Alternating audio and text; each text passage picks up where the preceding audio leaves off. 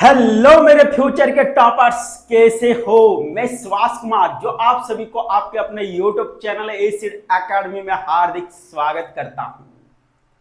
यदि मैं आपसे एक सवाल पूछूं कि यदि इस धरती में सारे पेड़ पौधे यदि धीरे धीरे समाप्त होने लगे तो क्या होगा, तो आप बोलोगे कि सर तब ऑक्सीजन की मात्रा धीरे धीरे कम होने लगेगी। ऑफ कोर्स होने लगेगी।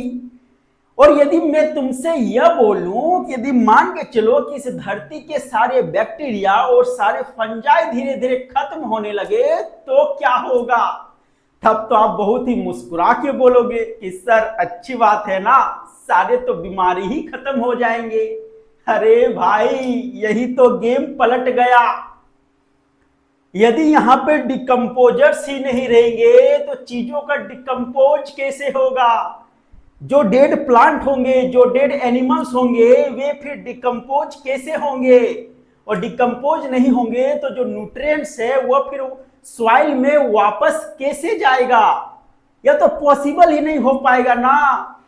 यानी कहने का मतलब क्या हो गया कि इस धरती में जो भी प्रेजेंट है, चाहे पेड़ हो, पौधे हो, जानवर हो, मिट्टी हो, सॉइल हो, बैक्टीरिया हो, कुछ भी हो, सारे का अपना एक बहुत ही इंपॉर्टेंट रोल होता है। और जो भी लिविंग और नॉन लिविंग थिंग्स होते हैं, जो भी लिविंग और नॉन लिविंग कंपोनेंट्स होते हैं, वे क्या करते हैं, आपस में इंटरेक्ट करके एक सिस्टम बनाते हैं जिसको हम इकोसिस्टम बोलते हैं। तो आज की क्लास में हम लोग बात करेंगे चैप्टर आवर इन्वायरमेंट के बारे में। इस चैप्टर में हम लोग जानेंगे कि इस नेचर का जो पूरा सिस्टम है आखिर कैसे चलता है। ठीक है, इस चैप्टर में हम लोग जानेंगे कि एनवायरनमेंट में प्रेजेंट जो बायोटिक अबायोटिक कंपोनेंट हैं उनके क्या क्या रोल हैं। ठीक है, फूड चेन क्या होता है, 10% लो क्या होता है, ये सारी चीजों को बहुत ही डिटेल में बात करेंगे। तो चलिए स्टार्ट करते हैं। अब यदि यहां पे बात करते हो तो सबसे पहला क्या है आपका एनवायरमेंट। एनवायरमेंट क्या होता है, मान लीजिए कि पृथ्वी क्या है, एक बहुत बड़ा घर है और इस घर में कौन कौन है, जानवर हैं, इंसान हैं, पेड़ पौधे हैं।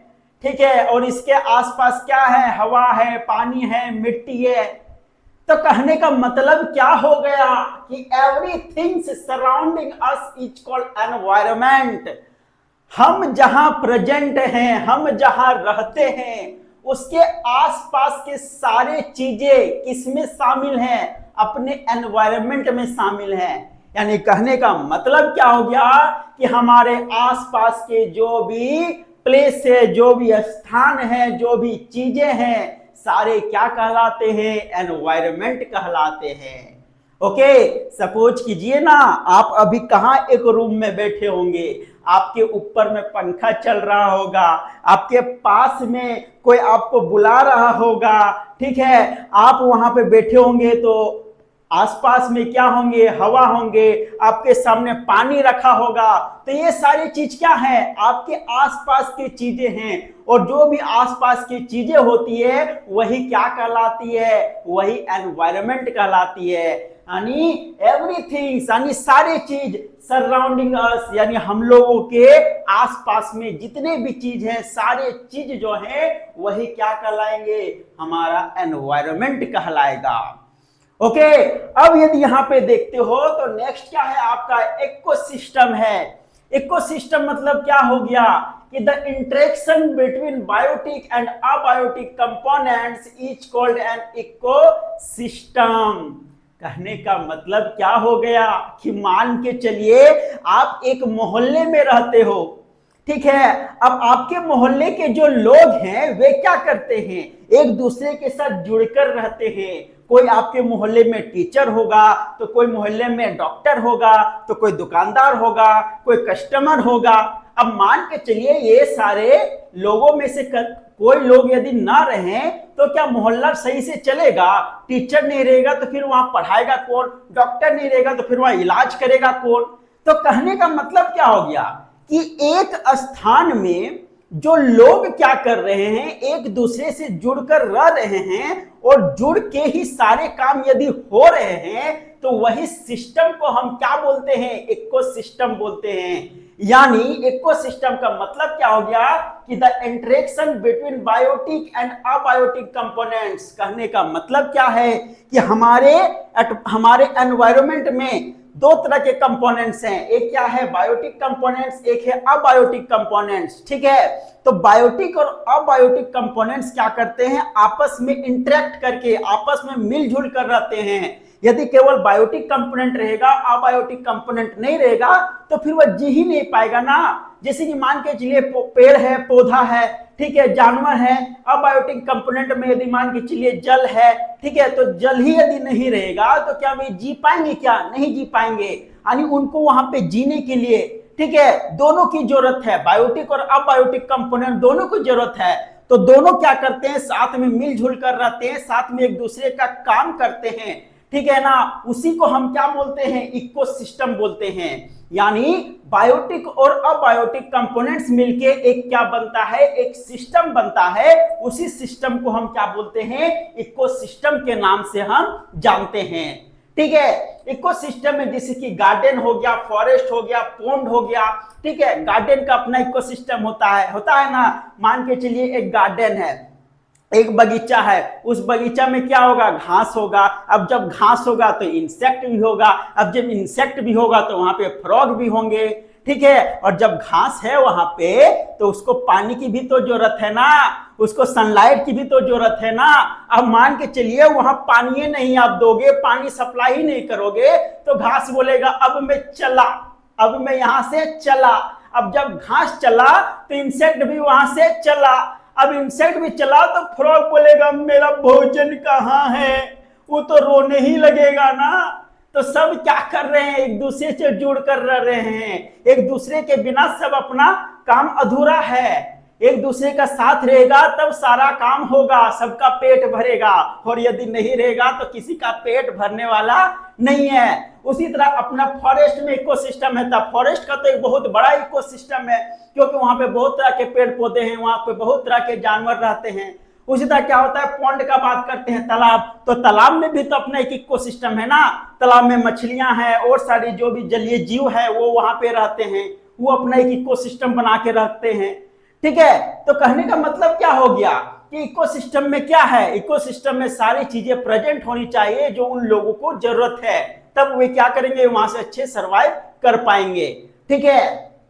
अब यहाँ पे बायोटिक और अबायोटिक कंपोनेंट, बायोटिक कंपोनेंट का मतलब क्या हो गया कि जो लिविंग, बायोटिक बोलता है अरे मैं जिंदा हूं, बायोटिक क्या बोलता है, अरे मैं जिंदा हूं। जिंदा हूं मतलब क्या, वैसी चीज जो लिविंग होंगे, जैसे कि प्लांट हो गया, एनिमल हो गया, बैक्टीरिया होगा, ह्यूमंस हो गए, ये सारे क्या है आपके बायोटिक कंपोनेंट है, ठीक है। उसी तरह अबायोटिक का बात करते हैं तो अबायोटिक का मतलब क्या हो गया कि मैं तो जिंदा ही नहीं हूं, मुझे तो भूख ही नहीं लगता है। लेकिन कहने का मतलब क्या है कि भले बायोटिक नॉन लिविंग है लेकिन इसके बिना फिर बायोटिक नहीं रह पाएगा।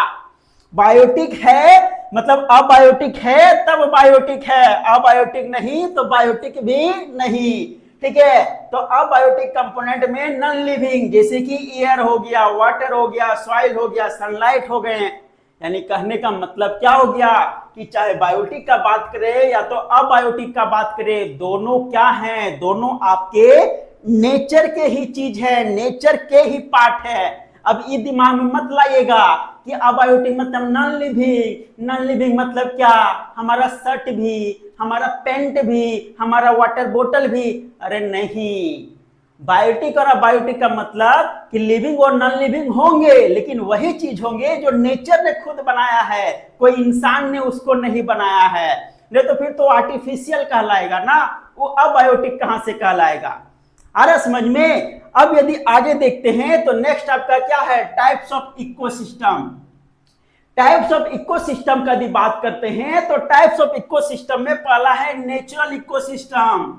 नेचुरल इकोसिस्टम मतलब क्या, एग्जिस्ट इन नेचर, यानी वैसा सिस्टम जो नेचर ने खुद बनाया हो।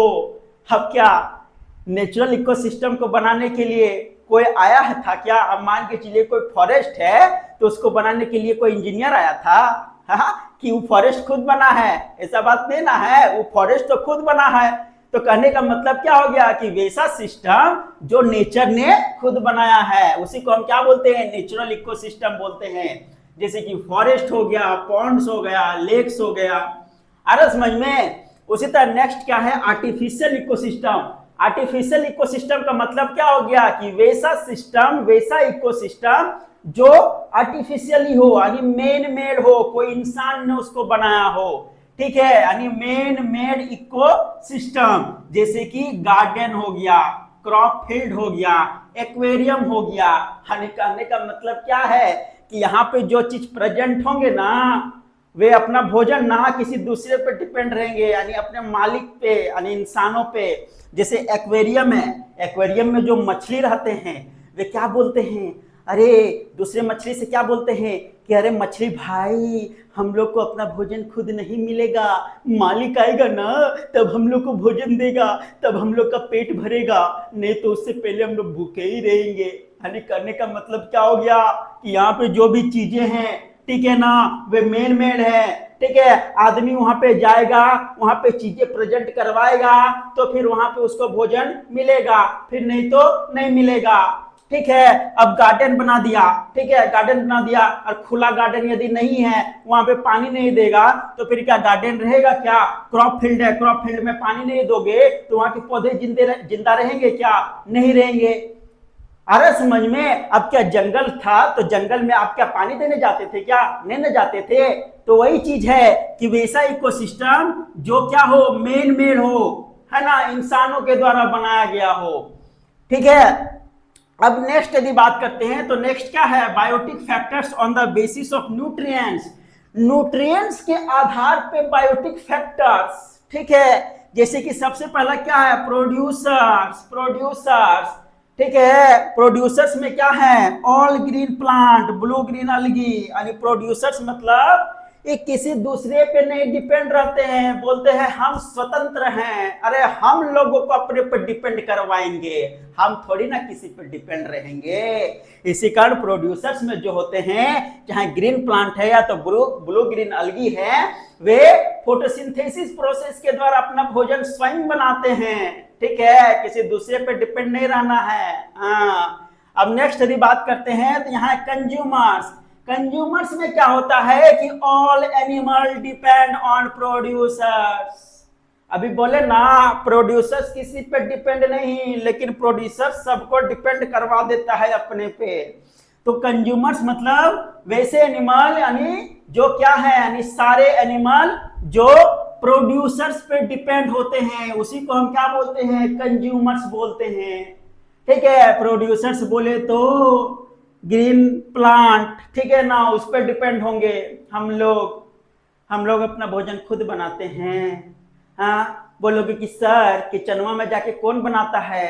अरे बेवकूफ, वो तो तुम कुक करते हो ना, भोजन पकाते हो। भोजन बनाते हो कि भोजन पकाते हो? वो तो भोजन पकाते हो ना। उसका रॉ मटेरियल यदि नहीं रहेगा, साग सब्जी यदि नहीं रहेगा, तो क्या ऐसे बनाओगे? पानी का सब्जी बनाओगे, मिट्टी का सब्जी बनाओगे? ऐसा बात नहीं ना है। तो कहने का मतलब क्या हो गया कि पेड़ पौधे से हमको चीजें प्राप्त होती है, तो उसको हम जाके फिर पकाते हैं, भोजन खुद बनाते नहीं है। ठीक है, अब नेक्स्ट आपका क्या है? Next decomposers. डिकम्पोजर्स मतलब क्या कि वैसे ऑर्गेनिज्म जो चीजों को डिकम्पोज करते हैं।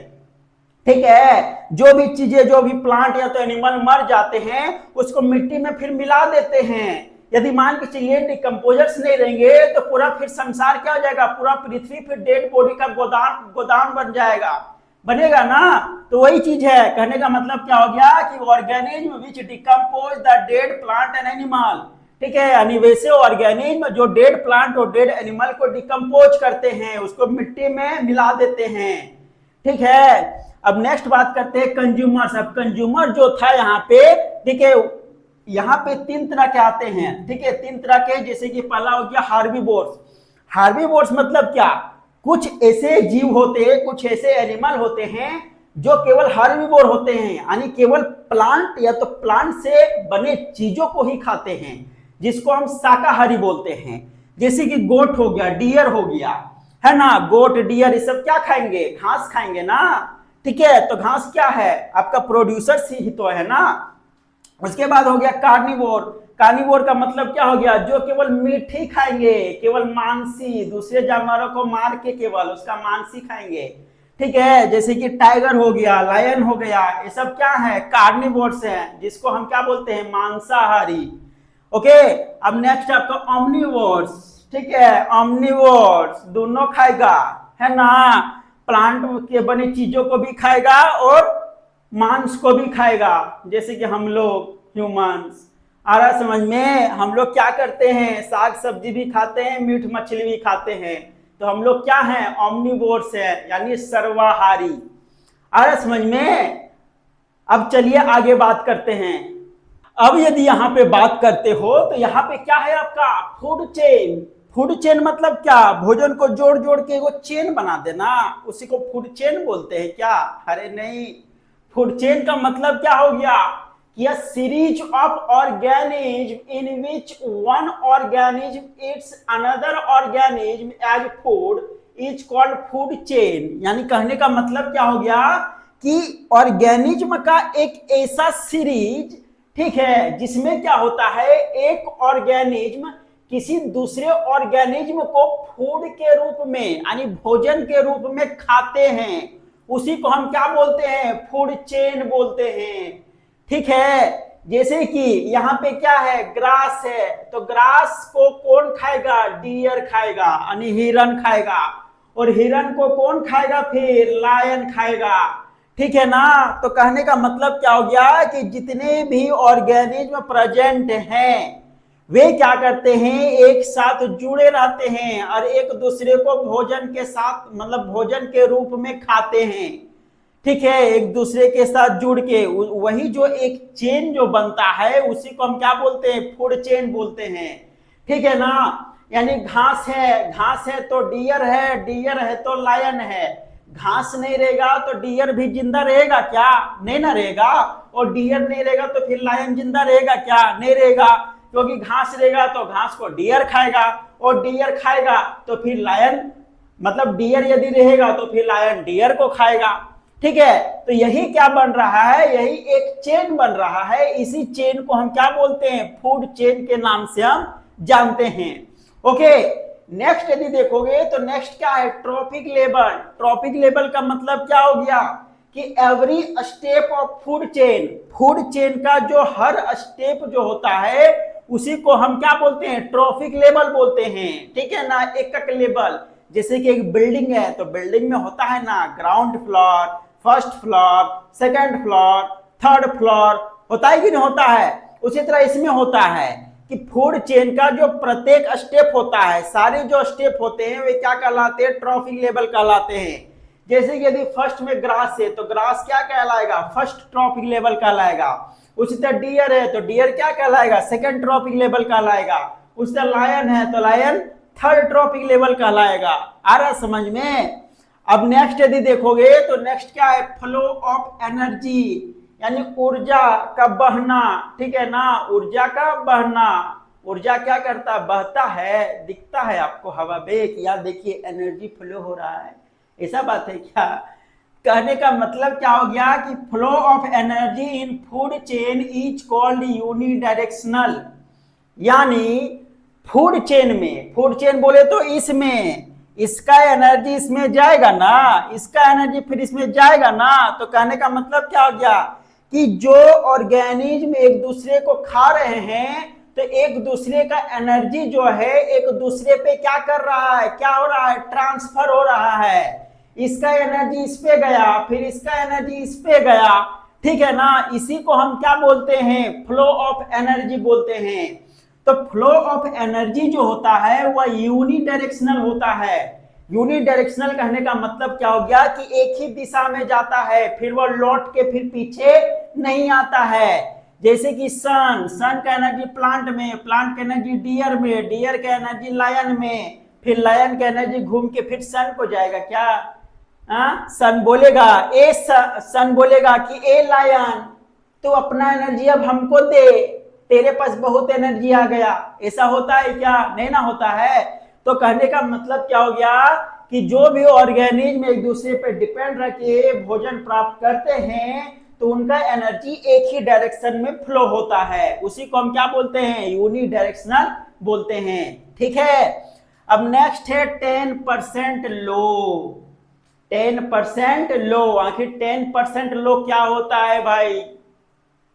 एक बात बोले, ये जो एनर्जी के मामले में जो नेचर है ना, बहुत कंजूस होता है। मालूम है क्यों? क्यों कंजूस होता है? क्योंकि जो ऑर्गेनिज्म एक दूसरे पर डिपेंड रह के भोजन प्राप्त कर रहे हैं ना, उनका जो एनर्जी आपस में मिल रहा है वो केवल 10% मिलता है, यानी 10% मिलता है। जैसे कि मान के चलिए कि आपके मम्मी के पास 100 रुपया है तो आपको 10 रुपया देगी। आप बोलोगे कि मम्मी आप तो बहुत ही कंजूस हो, 10 रुपया देते हो। ऐसा बात है क्या? नहीं, ऐसा बात नहीं होता है। ठीक है, मान के चलिए मम्मी आपको 10 रुपया दी, बाकी पैसा का और भी तो कुछ काम होगा ना। आ रहा समझ में? तो सारी चीजों को सोच समझ के चलना पड़ता है, सारी चीजों को सोच समझ के करना पड़ता है। ठीक है। और वही कंडीशन अप्लाई होता है यहाँ पे। 10% लो का सीधा सा मतलब यह है कि जो एक फूड चेन में जो ऑर्गेनिज्म है, ठीक है, उनका एनर्जी 10% क्या होता है? ट्रांसफर होता है। उसी को हम 10% लो बोलते हैं। जैसे कि ग्रास है तो ग्रास का मान के चलिए कि 1000 जूल एनर्जी इसके पास है। ठीक है ना? यानी ग्रास के पास मान के चलिए 1000 क्या है? जूल है। ठीक है ना? किस रूप में? एनर्जी के रूप में। ठीक है। अब इसका 1000 जूल जो होगा वह उसका मात्र 10%, यानी 1000 का 10% यानी 100 जूल। 100 जूल जो एनर्जी है वह किस पे ट्रांसफर होगा? डीयर के पास। ठीक है ना? फिर डीयर का 100 जूल का 10% बोले तो 10 जूल जो है, यानी 10 जूल किसके पास ट्रांसफर होगा? लायन के पास ट्रांसफर होगा। ठीक है। तो देखिए ना यहाँ पे क्या हो रहा है कि इसका एनर्जी इस पे मात्र 10% जा रहा है और इसका एनर्जी इस पे मात्र 10% जा रहा है। इसी को हम क्या बोलते हैं? 10% लो बोलते हैं। ठीक है। आखिर 10% क्यों है? क्या वाकई में जो है नेचर एनर्जी के मामले में कंजूस है क्या? नहीं। अरे मान के चलिए कि डियर का एनर्जी 10% लायन में गया तो बाकी का जो 90% है वो क्या करेगा? अरे डियर अपना 100% लायन को दे देगा एनर्जी, तो फिर वह जिंदा रहेगा? नहीं ना रहेगा। मान के चलिए कि डियर क्या है? डियर भी तो सांस ले रहा है ना, डियर भी तो दौड़ रहा है ना, डियर भी तो रिस्पायरेशन कर रहा है ना, तो उसके लिए भी तो एनर्जी चाहिए ना। और वह एनर्जी उसके पास नहीं रहेगा, सारा ट्रांसफर कर देगा, तो फिर वह जिंदा कैसे रहेगा? आ रहा समझ में? तो कहने का मतलब क्या हो गया कि कोई भी ऑर्गेनिज्म में उनके बहुत ही सारे बॉडी में क्या होते हैं? एक्टिविटीज होते रहते हैं, उनके लिए एनर्जी की जरूरत पड़ती है। इसी कारण कोई भी ऑर्गेनिज्म जो होता है दूसरे ऑर्गेनिज्म को मात्र 10% यानी 10% ही एनर्जी क्या करते हैं? ट्रांसफर करते हैं। और उसी चीज को हम 10% लो के नाम से हम जानते हैं। आ रहा समझ में? जैसे कि मान के चलिए कि आप एक मोबाइल को चार्ज कर रहे हो, ठीक है ना? अब मोबाइल को चार्ज कर रहे हो तो क्या इलेक्ट्रिसिटी का सारा इलेक्ट्रिक एनर्जी आपके मोबाइल में ही जा रहा है क्या? नहीं। आप जब मोबाइल को चार्ज करते हो तो मोबाइल हीट भी होता है, तो वह हीट एनर्जी के रूप में भी तो वेस्ट हो रहा है ना एनर्जी। आ रहा समझ में? तो सारा एनर्जी केवल आपके मोबाइल में ही नहीं जा रहा है। ठीक है। कुछ एनर्जी आपके हीट के रूप में भी निकल रहा है। आ रहा समझ में? अब यहां पे यदि आप देखोगे तो नेक्स्ट क्या है? नेक्स्ट है आपका फूड वेव। फूड वेव का मतलब क्या हो गया कि इंटरकनेक्शन ऑफ फूड चेन, है ना, is known as food web. Food web का मतलब क्या कि मान के चलिए कि यहाँ पे एक फूड चेन है, बहुत सारे फूड चेन है, तो बहुत सारे फूड चेन आपस में जब जुड़ जाते हैं ना तो एक जाल टाइप का बन जाता है, एक नेटवर्क टाइप का बन जाता है। उसी को हम क्या बोलते हैं? फूड वेव बोलते हैं। ठीक है। जैसे कि मान के चलिए ग्रास है, घास है, ठीक है ना। इसका एक फूड चेन अलग बनेगा कि घास को खाएगा रेबिट, रेबिट को खाएगा स्नेक, स्नेक को खाएगा ईगल। फिर एक फूड चेन अलग बनेगा कि घास को खाएगा इंसेक्ट, इंसेक्ट को खाएगा फ्रॉग। फिर एक फूड चेन अलग बन जाएगा कि घास को खाएगा डियर और डियर को खाएगा टाइगर खाएगा। बात समझ में आ रहा है। अब यहाँ पे देखोगे तो फ्रॉग को फिर स्नेक भी खाएगा, ठीक है ना। तो कहने का मतलब क्या है कि बहुत सारे फूड चेन जब आपस में मिल गए, आपस में जुड़ गए, तो एक जाल टाइप का स्ट्रक्चर बन गया, आपस में एक नेटवर्क बन गया, ठीक है। जरूरी थोड़ी नहीं है कि घास है तो घास को केवल डियर खाएगा, घास को तो फ्रॉग भी खाएगा, सॉरी इंसेक्ट भी खाएगा ना। उसी तरह घास को आपका रेबिट भी तो खाएगा ना।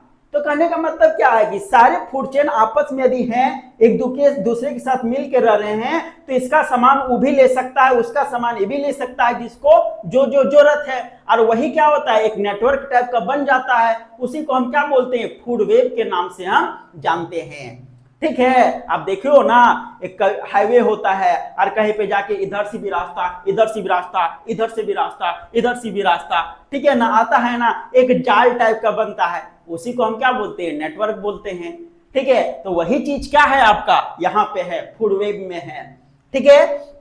नेक्स्ट है आपका बायोमैग्निफिकेशन। बायोमैग्निफिकेशन का मतलब क्या हो गया, ध्यान से समझिए कि increase in concentration of harmful non biodegradable chemicals at successive trophic levels is called biomagnification. देखिए बायोमैग्निफिकेशन का मतलब क्या हो गया कि सपोज कीजिए कि कोई भी किसान यदि क्या कर रहा है, अपने खेत में दवा यानी पेस्टिसाइड का यूज कर रहा है, ठीक है। अब मान के चलिए वह पेस्टिसाइड जो है वह पानी में चल गया, ठीक है, बगल में कुआं है या तो फिर तालाब है, कुछ भी है, वहां पे वह पेस्टिसाइड चल गया, ठीक है। अब वहां सॉरी हाँ वहां पे वह पेस्टिसाइड चल गया, यानी वहां पे वह केमिकल चल गया, ठीक है। अब उस पानी में बहुत सारे छोटे छोटे माइक्रो ऑर्गेनिज्म भी प्रेजेंट रहेंगे, ठीक है। तो वो माइक्रो ऑर्गेनिज्म वहां पे जो है, ठीक है ना, वो पानी का यूज करेंगे, तो वहां पे फिर क्या हो जाएगा, उसके अंदर भी वो केमिकल चल जाएगा। फिर उस माइक्रो ऑर्गेनिज्म को मान के चलिए कि छोटे छोटे फिश खा गए, ठीक है, तो फिर वह केमिकल उस पर भी चल गया। फिर वह छोटे छोटे मछलियों को फिर बड़ी मछलियां खा गई, ठीक है, तो बड़ी मछलियों में भी वो केमिकल चल गया। उसके बाद बड़ी मछलियों को हम खा गए, तो हमें भी, हमारे बॉडी में भी क्या हो गया, वह केमिकल चल गया। तो कहने का मतलब क्या हो गया कि जब पानी में वह केमिकल था तो वह थोड़ी सी मात्रा में था, जब माइक्रो ऑर्गेनिज्म उसको खाएं तो उसमें थोड़ा सा ज्यादा केमिकल चल गया, ठीक है ना। अब माइक्रो ऑर्गेनिज्म को फिर छोटी मछलियां खाई तो उसमें फिर ज्यादा चल गया, फिर उस छोटी मछलियां को बड़ी मछलियां खाई तो फिर उसमें ज्यादा चल गया, फिर वो बड़ी मछली को जब इंसान खाया तो इंसान में ज्यादा चल गया, यानी उसका कंसंट्रेशन, केमिकल का जो कंसंट्रेशन है वह बढ़ता चला गया। आखिर ऐसा हुआ क्यों, बात समझिए यहाँ पे। जैसे कि मान के चलिए वाटर है, वाटर में केमिकल्स गया तो थोड़ी सी मात्रा है, ठीक है ना। अब यहाँ पे स्मॉल ऑर्गेनिज्म है, जो भी छोटे छोटे जीव हैं, वो छोटे छोटे जीव इस केमिकल को, इस पानी को यूज किए तो इसमें भी केमिकल चल गया। अब ये स्मॉल ऑर्गेनिज्म को स्मॉल फिश खाएं, ठीक है ना, तो मान के चलिए कि एक स्मॉल फिश जो है वह क्या एक के माइक्रो ऑर्गेनिज्म को खाएगा क्या, नहीं खाएगा, खाएगा क्या, नहीं खाएगा ना, वो ज्यादा खाएगा, 20 30 50 भी खाएगा। तो मान के चलिए एक माइक्रो ऑर्गेनिज्म में यदि थोड़ा सा केमिकल था और एक स्मॉल फिश यदि 20 30 माइक्रो ऑर्गेनिज्म को खा गए तो उसके अंदर क्या हो गया, ज्यादा मात्रा में केमिकल गया कि नहीं गया, गया ना। उसी तरह और छोटे छोटे मछलियां उसी तरह और खाएं। अब जब बड़ी मछली का बात आया तो बड़ी मछली ने उसी तरह स्मॉल मछली मान के चलिए 50 स्मॉल मछली को खा गए, तो एक स्मॉल मछली में 20 30 माइक्रो ऑर्गेनिज्म खाए थे और उसी तरह 50 को स्मॉल फिश को बिग फिश खा रहा है, तो उसके अंदर भी क्या हो रहा है, ज्यादा मात्रा में केमिकल चल गया, गया कि नहीं गया, ठीक है ना। उसी तरह जब बिग फिश जब यहाँ पे देखोगे तो बिग फिश के अंदर क्या है, बहुत सारा केमिकल्स है कि नहीं है। और वही केमिकल्स, वही बिग फिश को जब हम ह्यूमन खाएं तो हमारे अंदर भी वह केमिकल एक ज्यादा मात्रा में चल गया, यानी थोड़ी सी कंसंट्रेशन था केमिकल का, लेकिन आगे जब सक्सेसिव ट्रॉपिक लेवल में जाते गया तो फिर वह केमिकल्स का जो क्वांटिटी है वो भी बढ़ता गया। इसी चीज को हम क्या बोलते हैं, बायोमैग्निफिकेशन के नाम से हम जानते हैं। आ रहा समझ में। अब चलिए आगे बात करते हैं।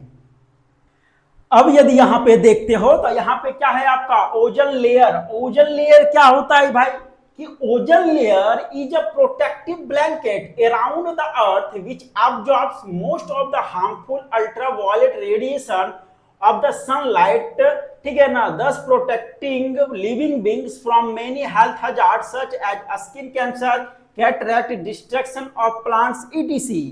यानी कहने का मतलब क्या हो गया कि हमारे एटमॉस्फेयर में एक लेयर होता है, ठीक है ना, उस लेयर को हम क्या बोलते हैं, ओजन लेयर बोलते हैं। यानी वह जो ओजन लेयर है, ठीक है, वह एक प्रोटेक्टिव ब्लैंकेट की तरह होता है जो पूरे पृथ्वी को, है ना, बचा के रखता है। किससे बचाता है? सन से जो निकलने वाली जो अल्ट्रावायलेट रे है उससे बचाकर रखने में मदद करता है, ठीक है ना। उससे बचा के रखने में क्या करता है? मदद करता है, क्योंकि उस अल्ट्रावायलेट रेडिएशन से क्या होता है, बहुत सारे हेल्थ प्रॉब्लम्स क्रिएट होते हैं, जैसे कि आपका हो गया स्किन कैंसर हो गया, कैटरेक्ट हो गया, है ना, प्लांट को क्या करता है, क्षति पहुंचाता है। इसी कारण वह जो ओजन लेयर है उसका रहना बहुत ही ज्यादा जरूरी होता है, ठीक है। एक्चुअली जो यह ओजन लेयर है प्रेजेंट कहां रहता है? स्ट्रेटोस्फेयर में प्रेजेंट रहता है, ठीक है। ओजन का फॉर्मेशन कैसे होता है? ओजन का फॉर्मेशन कुछ इस प्रकार से होता है कि मान के चलिए कि यहां पे क्या है, ऑक्सीजन है, ऑक्सीजन गैस है, यानी O2 है। O2 बोले तो ऑक्सीजन के दो मॉलिक्यूल्स हैं, ठीक है ना। अब ये O2 है, अरे समझ में। अब अल्ट्रावायलेट रे आया, ठीक है, यूवी रे आया, अल्ट्रावायलेट रे, इसको क्या किया, इसको अलग कर दिया। जब अलग कर दिया तो यह दो मॉलिक्यूल में बट गया, एगो O में और एगो O में, ठीक है। अब फिर बगल में क्या था कि और सारे O2 प्रेजेंट थे। अब यह जो O बोलता है कि ए O2 भाई सुनना, अल्ट्रावायलेट जो रे है ना, हम दोनों के दोस्ती को ना अलग कर दिया है, और बोला ना, और वो धमका के गया है कि आइंदा तुम लोग मिलेगा ना तो समझ लेना फिर, ठीक है। तो क्या तुम मुझे अपना ग्रुप में शामिल करोगे? तब फिर यह O2 क्या करता है, ये जो एक ऑक्सीजन का मॉलिक्यूल है बोलता है ठीक है कोई बात नहीं आ जाओ, ठीक है ना। तो ये जो O2 है फिर ये ऑक्सीजन मॉलिक्यूल को अपने ग्रुप में शामिल कर लेता है। जब ये अपने ग्रुप में शामिल कर दिया तो बन गया O3, यानी यही क्या बन गया, ओजन बन गया, ठीक है। यानी जब एक ऑक्सीजन में दो मॉलिक्यूल रहते हैं और एक ऑक्सीजन का मॉलिक्यूल आके जुड़ जाता है तो फिर O3 का फॉर्मेशन हो जाता है। वही O3 क्या कहलाता है, ओजन कहलाता है, ठीक है। अब यदि नेक्स्ट देखोगे तो नेक्स्ट क्या है, ओजन डिप्लीशन। ओजन डिप्लीशन का मतलब क्या हो गया कि the thinning of the ozone layer is called ozone depletion. यानी ओजन लेयर जो है उसका थिकनेस धीरे धीरे कम हो जाना, यानी धीरे धीरे वह ओजन लेयर का थिकनेस थिन में बदल देना, यानी थिकनेस से थिन हो गया, यानी मोटा से पतला हो गया, यानी उसमें धीरे धीरे क्या हो रहे हैं, वो लेयर घट रहे हैं। उसी को हम क्या बोलते हैं, ओजन डिप्लीशन बोलते हैं, ओके। नेक्स्ट यदि देखोगे तो नेक्स्ट क्या है, मॉन्ट्रियल प्रोटोकॉल। जब देखा गया कि ओजन लेयर धीरे धीरे क्या हो रहे हैं, घट रहे हैं, उसकी जो मोटाई है वो धीरे धीरे पतली हो रही है, तो एक 1987 में क्या हो गया कि यूनाइटेड नेशन एनवायरनमेंट प्रोग्राम में इस बात को रखा गया कि यदि ऐसा ही चलता रहा भाई तो धीरे धीरे ऑक्सीजन लेयर ओजन लेयर पूरी तरह से क्या हो जाएंगे, समाप्त हो जाएंगे। और जब समाप्त हो गया ना तो दिक्कत ही दिक्कत हो जाएगी। इस कारण वहां से चेतावनी दी गई कि जितना हो सके CFC गैस का कम इस्तेमाल किया जाए, ओके। उसी प्रोटोकॉल को हम क्या बोलते हैं, मॉन्ट्रियल प्रोटोकॉल के नाम से हम जानते हैं। नेक्स्ट यदि देखोगे तो नेक्स्ट क्या है आपका, बायोडिग्रेडेबल वेस्ट, ठीक है ना। वेस्ट जनरली दो तरह के होते हैं, बहुत तरह के होते हैं, लेकिन एक्चुअली में यहाँ पे दो तरह के हैं, एक है बायोडिग्रेडेबल, एक है नॉन बायोडिग्रेडेबल। बायोडिग्रेडेबल वेस्ट का मतलब क्या हो गया कि वैसा वेस्ट जिसमें क्या होता है कि वह जो वेस्ट है वह पूरी तरह से जमीन के अंदर सड़ गल जाए, ठीक है, उसको हम क्या बोलते हैं, बायोडिग्रेडेबल वेस्ट बोलते हैं। जैसे कि फ्रूट पील हो गया, है ना, जो आपके फ्रूट हैं, फ्रूट बोले तो जो आपके फल हैं उसके छिलके क्या कहलाएंगे, बायोडिग्रेडेबल वेस्ट कहलाएंगे। वेजिटेबल वेस्ट क्या कहलाएंगे, बायोडिग्रेडेबल। पेपर लीव्स ये सारे क्या है, बायोडिग्रेडेबल वेस्ट है। उसी तरह नॉन बायोडिग्रेडेबल वेस्ट का मतलब क्या हो गया कि जो पूरी तरह से नहीं गलते हैं, नहीं सड़ते हैं, उसको हम नॉन बायोडिग्रेडेबल वेस्ट बोलते हैं। जैसे कि प्लास्टिक्स हो गए, ग्लास हो गए, सिंथेटिक मटेरियल्स हो गए, ये सारे क्या है आपके नॉन बायोडिग्रेडेबल वेस्ट है। ओके, अब नेक्स्ट देखोगे तो यहाँ क्या है, मेथड ऑफ वेस्ट डिस्पोजल, ठीक है नानी, जो भी वेस्ट है उसको क्या करना, सही जगहों पे रखना, सही तरह से उसको क्या करना, गलाना सड़ाना, उसी को क्या होते हैं, उसी का बहुत सारे मेथड होते हैं कि वह जो वेस्ट है उससे हम कैसे छुटकारा पाएंगे। सो ठीक है, तो सबसे पहला क्या है कि बायोगैस प्लांट, यानी क्या होता है कि बायोगैस प्लांट में जो वेस्ट मटेरियल्स होते हैं वहां पे उसका इस्तेमाल करके बायोगैस बनाया जाता है, ठीक है। नेक्स्ट आपका क्या है कि स्वेज ट्रीटमेंट, स्वेज ट्रीटमेंट में क्या होता है, जो नालियों का पानी होता है, जो गंदे पानी होते हैं, वे इस ट्रीटमेंट के द्वारा पहले उस पानी को क्लीन किया जाता है, फिर उसको नदी में फिर बहाया जाता है, उसी को हम क्या बोलते हैं, स्वेज ट्रीटमेंट प्लांट बोलते हैं, ठीक है। नेक्स्ट आपका लैंडफिल, लैंडफिल का मतलब क्या होता है कि एक अलग साइट बनाया जाता है, एक अलग लैंड बना दिया जाता है कि उस लैंड में, उस साइट में केवल क्या होगा, वहां पे केवल कचरे ही फेंके जाएंगे, उसी को हम क्या बोलते हैं, लैंडफिल बोलते हैं। नेक्स्ट है आपका कंपोस्टिंग, कंपोस्टिंग का मतलब क्या हो गया कि जो भी वेस्ट मटेरियल होते हैं, जो गलने सड़ने वाले जो चीजें होते हैं, उसको एक जगह इकट्ठा करके उसको फर्टिलाइजर के रूप में इस्तेमाल किया जाता है, उसको मैन्योर बनाया जाता है, उसको फर्टिलाइजर बनाया जाता है ताकि उसको खेत में उसका इस्तेमाल किया जा सके, ठीक है। नेक्स्ट आपका रिसाइकलिंग, रिसाइकलिंग का मतलब क्या हो गया कि एक जो चीज है जो वेस्ट के रूप में है, फिर उसको फैक्ट्री में ले जाके फिर उसको गला के क्या किया जाता है, नए प्रोडक्ट्स बनाए जाते हैं, उसी चीज को हम क्या बोलते हैं, रिसाइकलिंग बोलते हैं, ठीक है। और रीयूज का मतलब क्या हो गया कि एक एक चीज को बार बार यूज करना, उसी को हम क्या बोलते हैं, रीयूज करते हैं। मान के चलिए आप बकेट का इस्तेमाल पानी रखने में कर रहे हो, अब मान के चलिए कल के दिन क्या हो गया, बकेट थोड़ा सा टूट गया या तो छेदा हो गया, ठीक है ना, तब तो उसमें पानी रहेगा नहीं, तब उसका यूज क्या करोगे, अब उसको साइड में रख दोगे।